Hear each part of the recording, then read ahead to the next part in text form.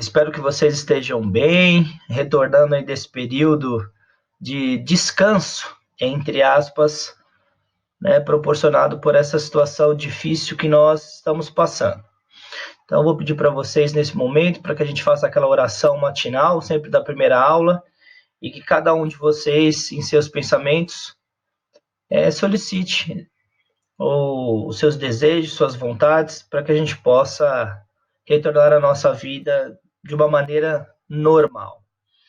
Então, obrigado, Senhor, por mais esse dia. Agradecemos a Ti pela dádiva da vida, pela nossa saúde e pelos nossos familiares. Nos abençoe nesse período difícil e que possamos em breve retomar as nossas atividades. Amém. Gente, então como a gente parou um pouquinho no primeiro bimestre, né? A gente vai fazer uma retomada dos conteúdos relacionados aí ao primeiro bimestre, o capítulo de filosofia Viver Bem. Então, nós vamos retomar esse capítulo inteiro. Vocês vão ver aqui no cantinho inferior direito está escrito primeiro bimestre, revisão do 9º ano. E a gente vai retomar essa ideia do que é viver bem. Talvez um conteúdo, uma palavra, uma reflexão que possa ir ao encontro daquilo que nós estamos buscando nesse momento. Talvez antes, quando estávamos em sala de aula, acreditávamos que viver bem era ficarmos em casa, sem fazer nada e etc. Mas só que depois de um certo tempo, em casa, isolado, sem poder fazer nada, a gente começa a repensar o que é realmente viver bem, né? Se é ficar em casa sem fazer nada, acordar tarde, ficar só no videogame, comendo, ou se é poder se deslocar, se é ter a nossa liberdade, rever as pessoas e etc. E a imagem que está sendo mostrada aí, ela vai ao encontro ao primeiro tópico, né? Os opostos. Querendo ou não, os opostos são os contrários, né? A filosofia, querendo ou não, ela vai estar diretamente ligada a um modo, a um método, um caminho rigoroso de pensar, de refletir, de dialogar em busca de soluções para as maiores dúvidas humanas, de tempos em tempos, de períodos, de momentos, de vontades. Essas dúvidas elas vão se alternando, elas vão mudando.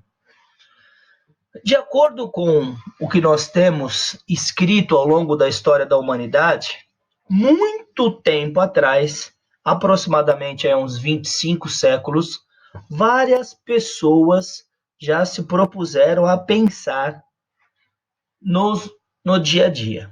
Ou, mais precisamente, buscavam solucionar essas dúvidas.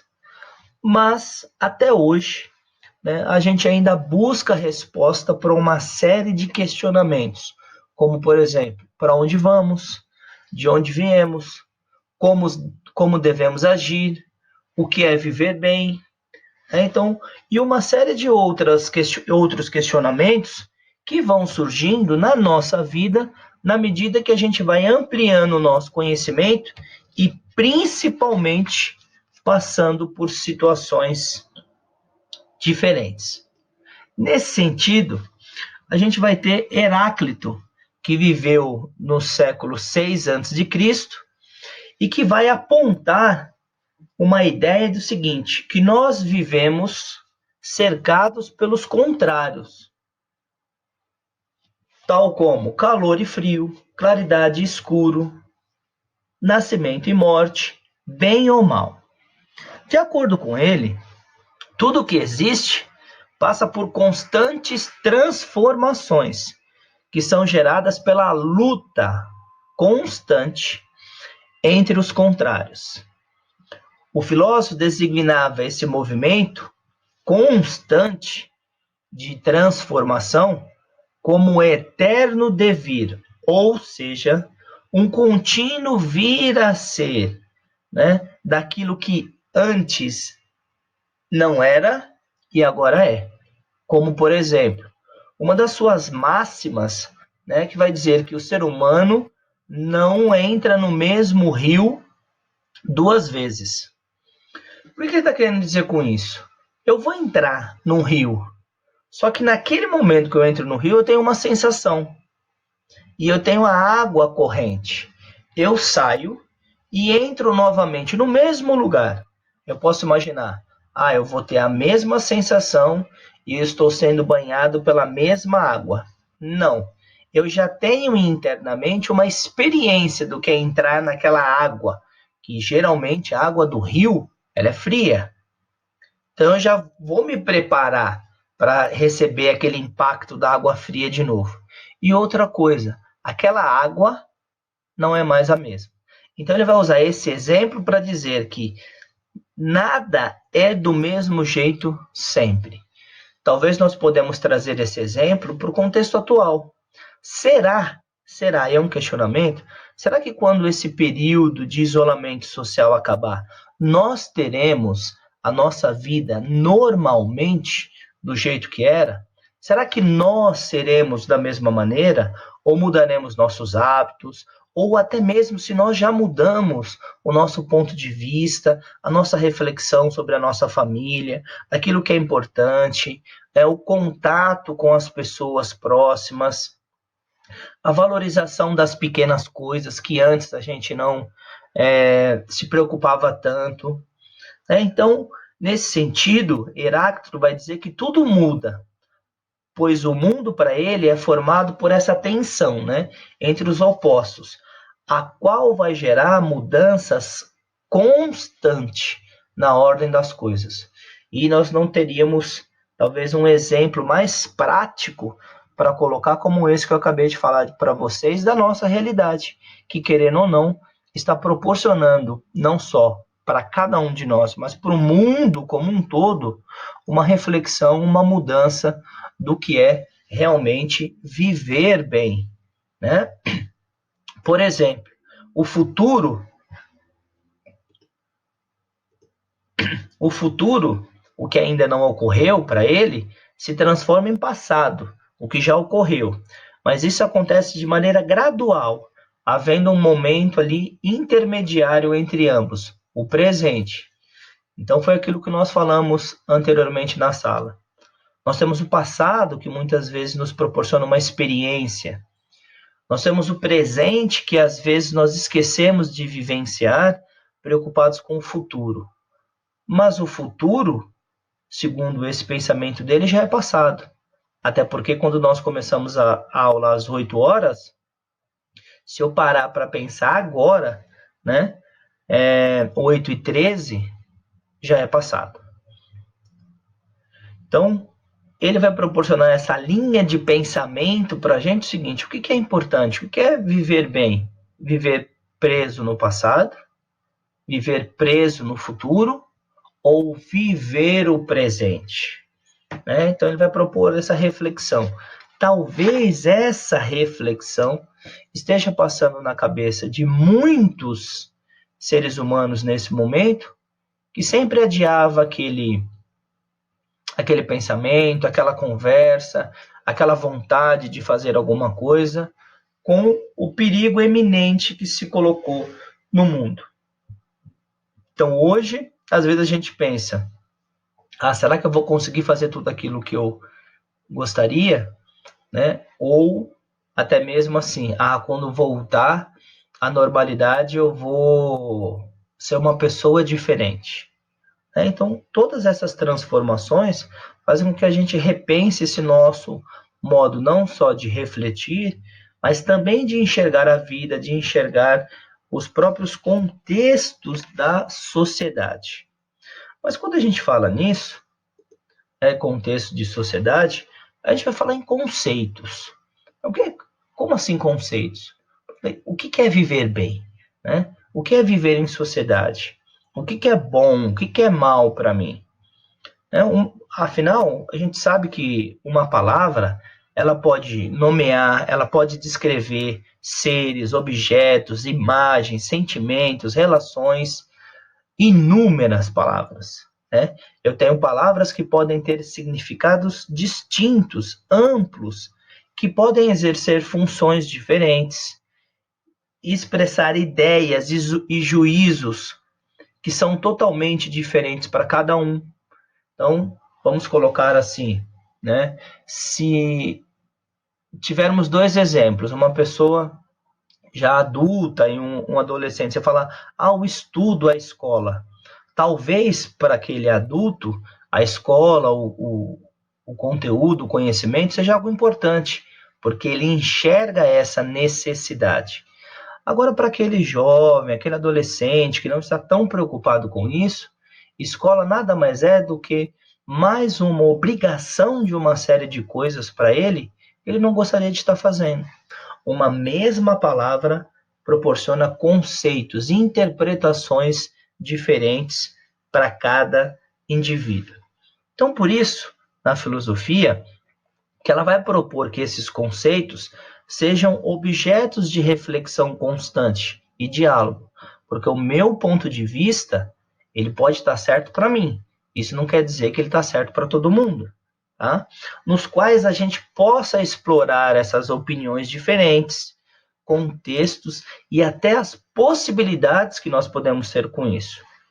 Até porque toda reflexão tem como objetivo, gente, ampliar o nosso conhecimento, buscar conclusões coerentes, né? Só que muitas vezes acontece o quê? Eu peço uma opinião, eu peço uma conversa com alguém, mas eu não me desarmo. Eu quero que as pessoas falem o que eu quero escutar. E nem sempre isso vai acontecer. Muito pelo contrário, né? A cada 10 conversas que eu tiver, 9 eu vou escutar aquilo que eu não quero ouvir. Aí cabe a gente refletir a respeito disso. Isso é importante? Isso é interessante? Isso agrega algum conceito para mim? Ou simplesmente eu vou descartar? Quando a gente fala nessa ideia, às vezes a gente pode dizer o seguinte: eu não quero me preocupar muito com isso, porque eu já tenho muito bem definido o conceito do que é bem e um conceito do que é mal.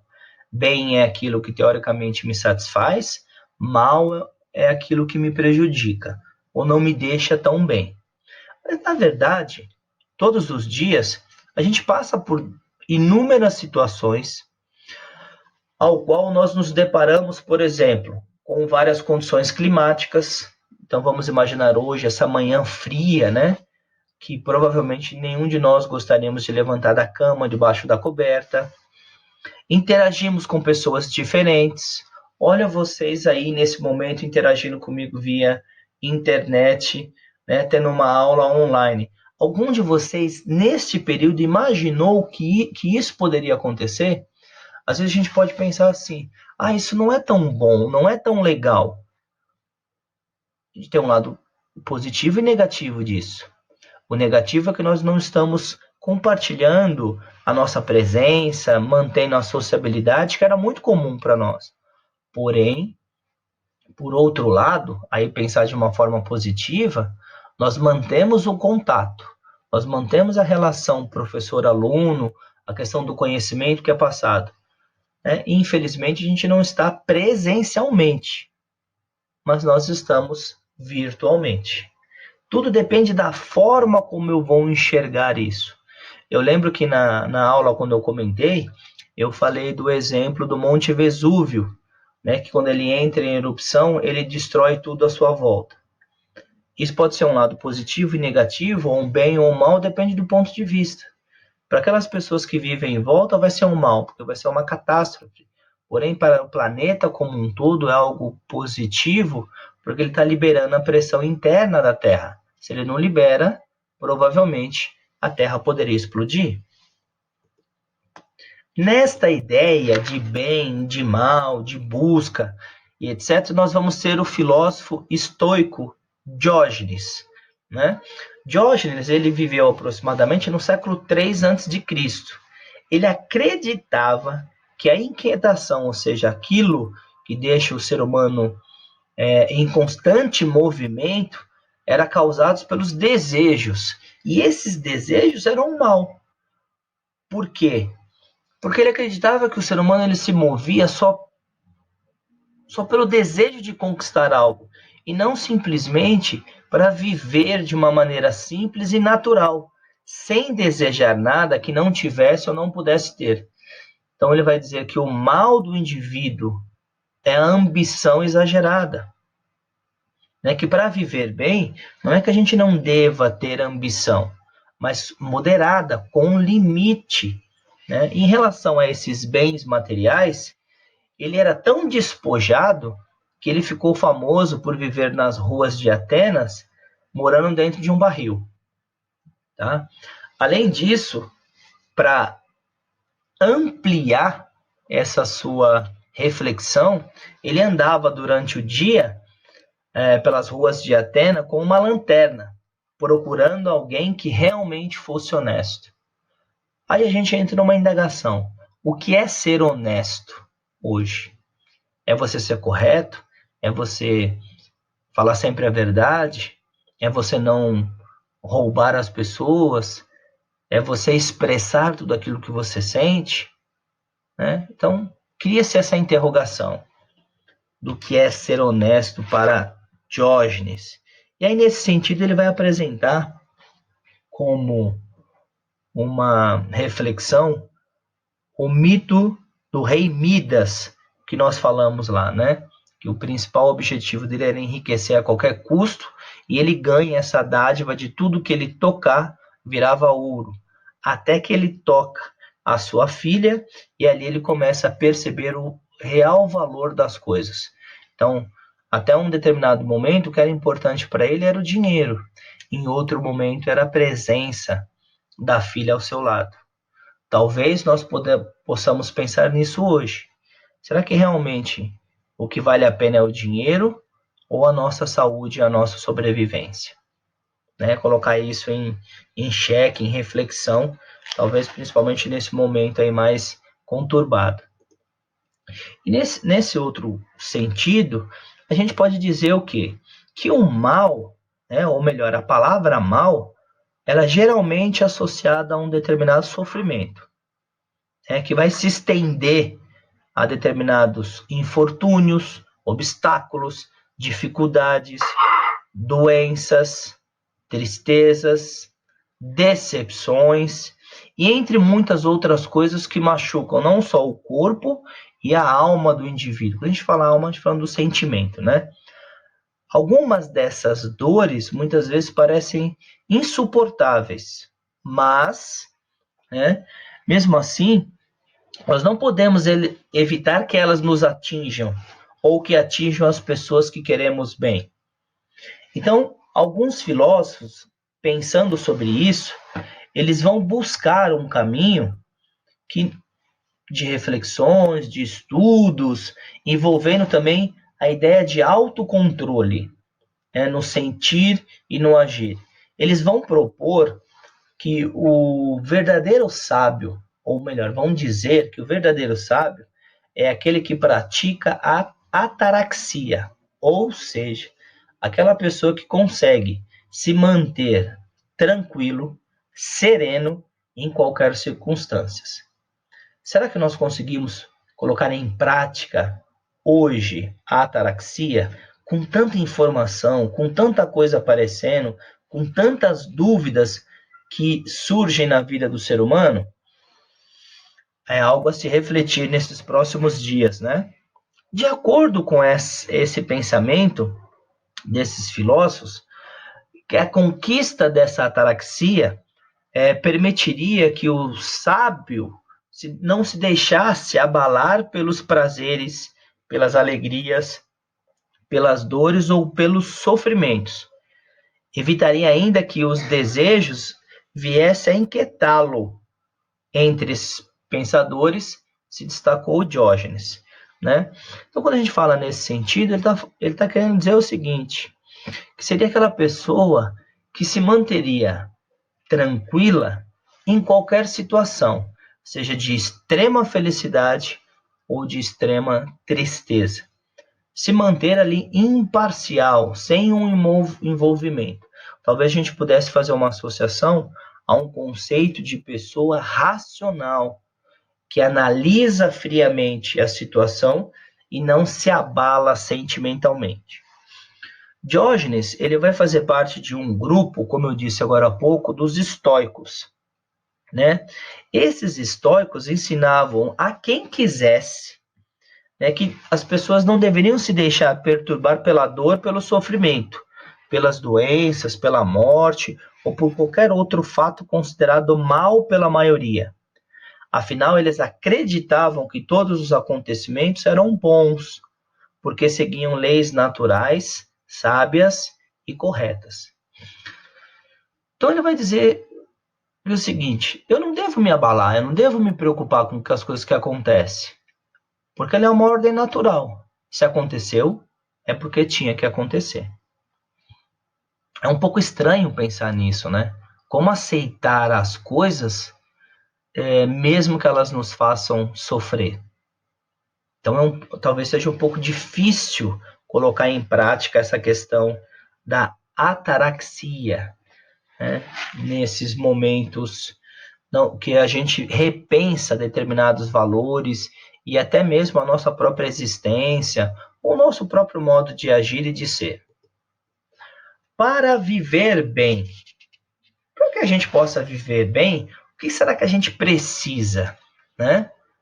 Há quem diga que para viver bem, né, nós tenhamos que ter uma boa vida, né, bens materiais, satisfazer todas as nossas necessidades, né? Mas será que viver bem realmente é isso?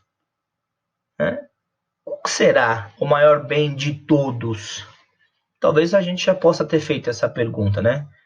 Como é que eu posso viver bem? O que pode me proporcionar viver bem nesse sentido?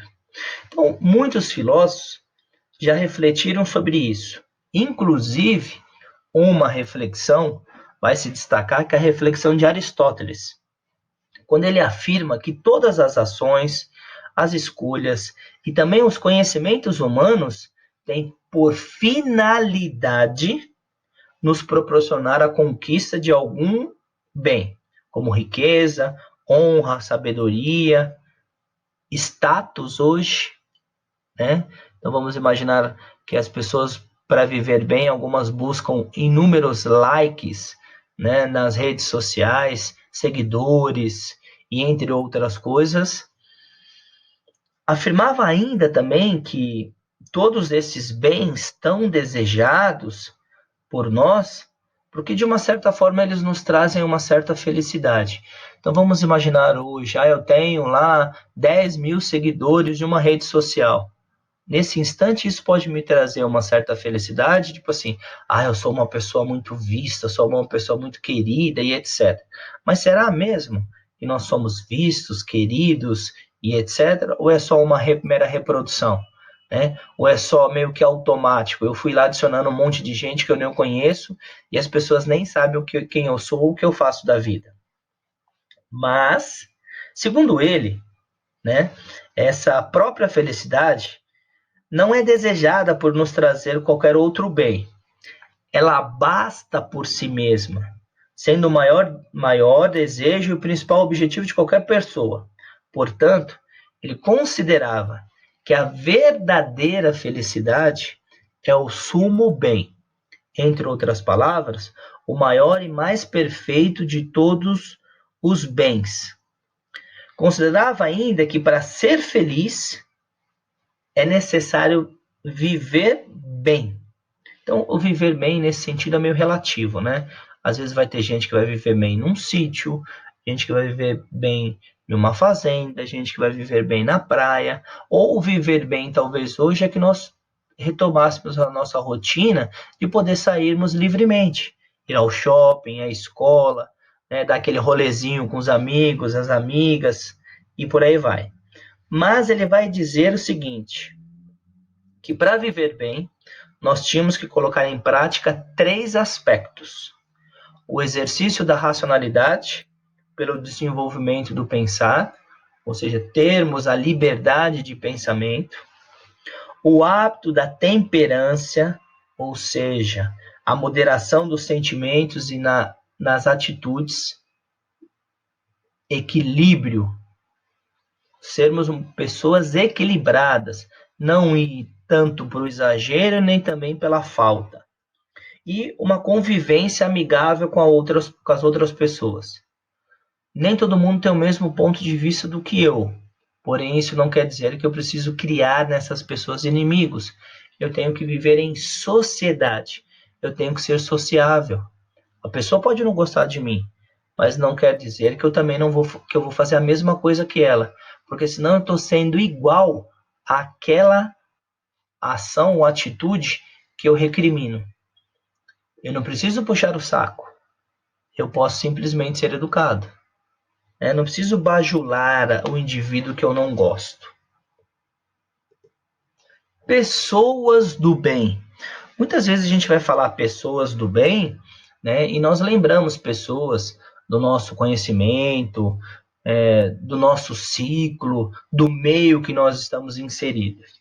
Geralmente, essas pessoas do bem estão associadas às pessoas que proporcionam um bem maior, não só para si, mas para os outros.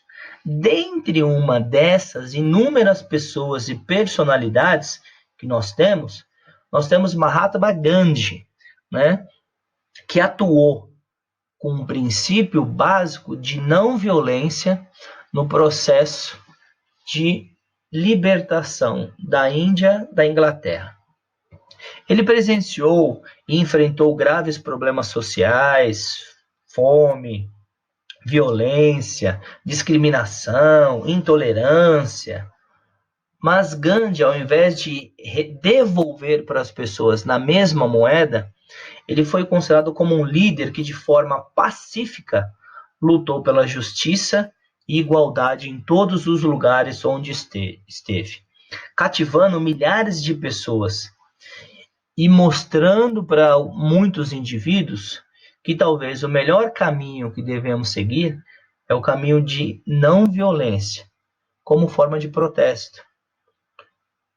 Talvez uma associação da ideia de dizer o seguinte: quanto mais eu revido o meu inimigo com a mesma ação dele, mais eu incentivo ele a fazer aquilo comigo. Né? Por sua forma de agir, de propor e de pensar, ele é frequentemente lembrado como um grande exemplo de pessoa do bem. Galera, essa foi uma revisão rápida, básica, direta e objetiva do primeiro bimestre. Caso vocês tenham alguma dúvida, terei o maior prazer em esclarecer via Skype, posteriormente a esse momento que a gente vai ter daqui a pouco, tá? A gente vai abrir e vai conversar um pouco. Mas se posteriormente você tiver alguma dúvida, eu vou estar lá à sua disposição, ok? Então, finalizei aqui essa parte. Vamos para o nosso debate aí, as nossas falas rapidinhas em sala de aula, ok? Vamos lá? Então, aqui vou ligar a câmera. E aí, turma, deu para entender, né, essa revisão do conteúdo do primeiro bimestre? Alguém tem alguma dúvida, alguma pergunta? Agora vocês podem ligar o áudio, pode fazer aí no chat, né, que a gente vai respondendo.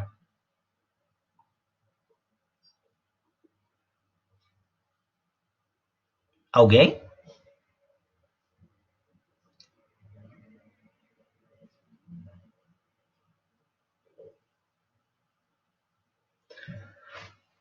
Turminha, pelo jeito, ou vocês ainda estão com sono, ou, né, todo mundo compreendeu da melhor maneira possível. Tá? Então, qualquer dúvida que vocês tiverem, eu estou à sua disposição lá no Skype da escola, ok? Eu vou parar a gravação aqui.